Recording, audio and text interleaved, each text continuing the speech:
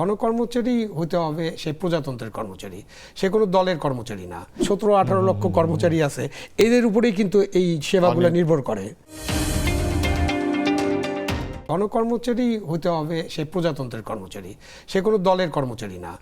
এখন ধরেন যে আমাদের দেশে তো বিভিন্ন এডুকেশনাল ইনস্টিটিউট, মানে বড় বড় বিশ্ববিদ্যালয়, বড় বড় কলেজ বা কৃষি বিশ্ববিদ্যালয়, ইঞ্জিনিয়ারিং ইউনিভার্সিটি, মেডিকেল কলেজ, সবখানে তো একটা ছাত্র রাজনীতি আছে। তো ছাত্র রাজনীতি এবং ছাত্র রাজনীতির বেশ কিছু খারাপ দিকও আছে, এই যে গেস্ট রুম কালচার, মুখ টুমুক জোর করে মিছিলে নিয়ে যাওয়া। তো এই সবের মধ্য দিয়ে একটা ছাত্র থাকা অবস্থায় রাজনৈতিক দলের সাথে, মানে ছাত্র দলের সংগঠনের সাথে এই ছাত্রদের একটা কানেকশন হয়ে যায়। তারপরে তারা যখন চাকরি চায়, চাকরি পায়, সেটা চাকরির ক্ষেত্রে কি কি খারাপ কাজ হয়েছে ওটা তো আলোচনা করছি না এখনই। তো ধরেন যে এই চাকরিটা একজন পেল, তো আমরা কি চাই? আমরা চাই একটা পেশাদার সিভিল সার্ভিস, যে পেশাদার গণকর্মচারী যারা পেশাদার থাকবে, যারা সংবিধান অনুসরণ করবে, যারা আইন অনুসরণ করবে, বিধিবিধান অনুসারে কাজ করবে, এবং তারা শুধুমাত্র জনগণের কল্যাণ। এটা আমাদের কনস্টিটিউশনে একেবারে বিবৃত করা আছে 19-এ, যে সকল সময় জনগণের সেবা করা প্রজাতন্ত্রের কর্মচারীদের দায়িত্ব এবং কর্তব্য। সেটা হলো আসল জিনিস। এখন এটা কেন করতে পারে না?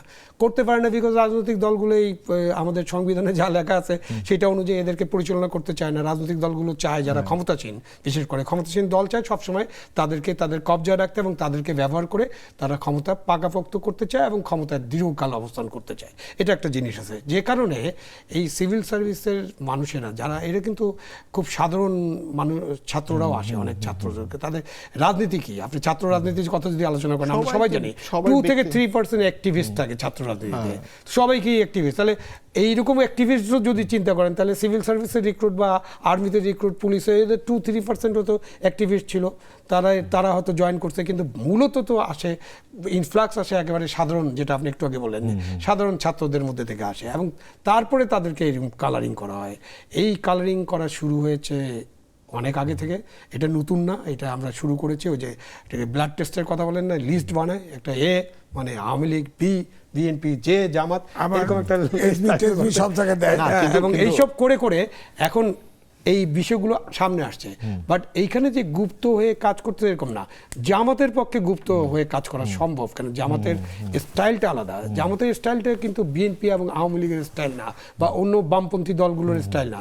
জামাতের স্টাইল হলো যে তারা বিভিন্ন কারণে, পলিটিক্যাল রিপ্রেশনের কারণে অথবা নানান কারণে, 71-এর মুক্তিযুদ্ধের পরে এবং পাকিস্তানের সময়ও কিন্তু তারা নিষিদ্ধ হয়েছিল, নতুন না। এবং পাকিস্তানের সময় তাদের উপরে মৌলানা মওদুদি তো ফাঁসি হয়ে গেছিলো, তাই না? তো এইরকম নানান কারণে তারা কিন্তু একটা গুপ্ত রাজনৈতিক দল হিসেবে গড়ে তোলা, এবং এই যে তাদের যে রাজনৈতিক যে সিস্টেম আছে, সিস্টেমটা খুব কঠিন সিস্টেমের মধ্য দিয়ে অগ্রসর হওয়া, এটা তারা করতে পারে। সো তাদের পক্ষে সব জায়গায় গুপ্ত প্রতিনিধি বা গুপ্তভাবে জামাত করেন এরকম রাখা সম্ভব, কিন্তু অন্যান্য দলের পক্ষে এটা সম্ভব না।